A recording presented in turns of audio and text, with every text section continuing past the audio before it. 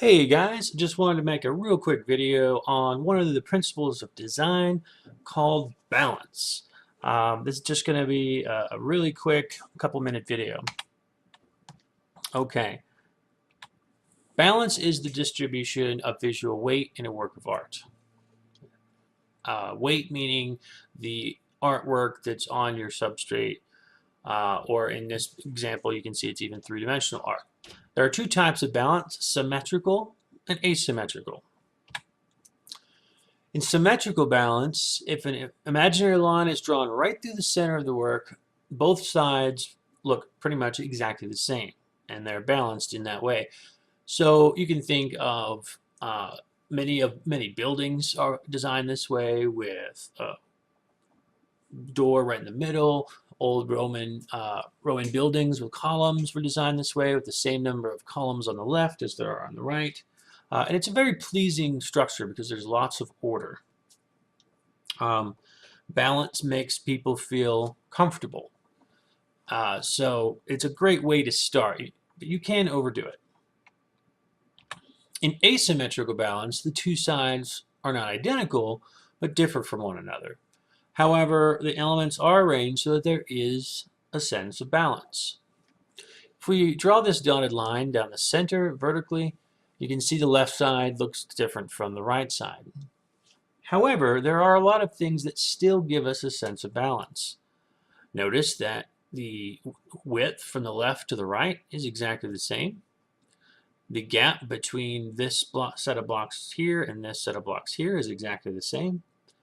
Notice that this group of horizontal blocks over on the right is the same width as the first and second columns, giving us the illusion that there's an imaginary column here.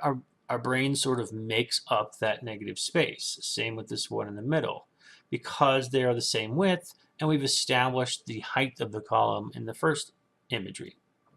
Lastly, another way that this is balanced, if you follow a straight line from this corner to this corner, you'll find that it will connect all the way down to this corner.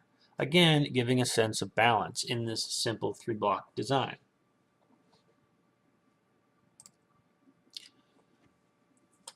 In this living room, at first glance, this room feels pretty inviting, comfortable. One might even say balanced. Yet, upon closer inspection, we can see that there's a couch on the left side and two chairs on the right, which is not a symmetrical balance, but an asymmetrical balance. If you look closer at those pieces of furniture, you'll see that only one chair out of the three pieces of furniture is a different color. Again, an asymmetrical balance. See if you can find any other examples of asymmetrical balance in this image.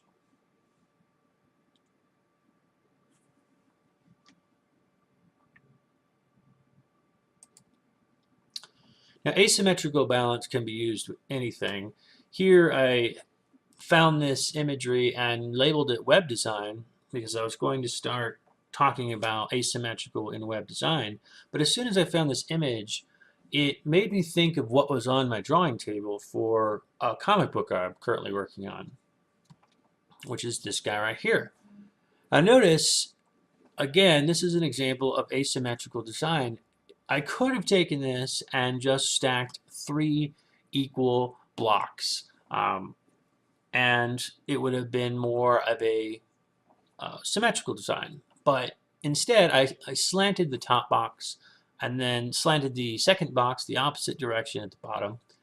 And if I highlight these here real quick, like so, then you'll see that the bottom section, although it's now broken up into three blocks, still follows the pattern connected to the top block, the slanted rectangle. So there is a sense of order and balance in it still.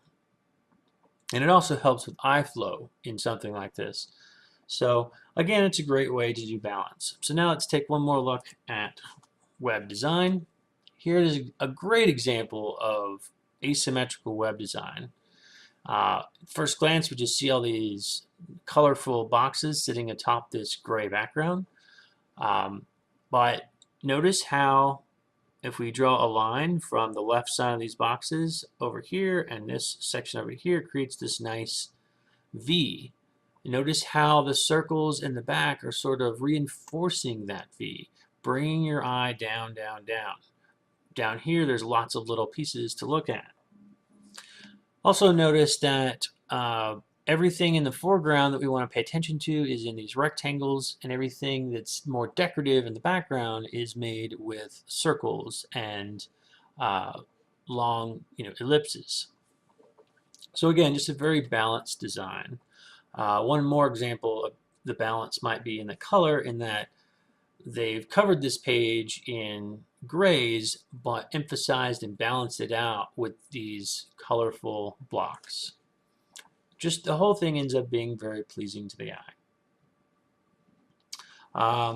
Okay, so that's pretty much it for balance. Hopefully that was helpful, and the next videos will be about movement, rhythm, contrast, and so on.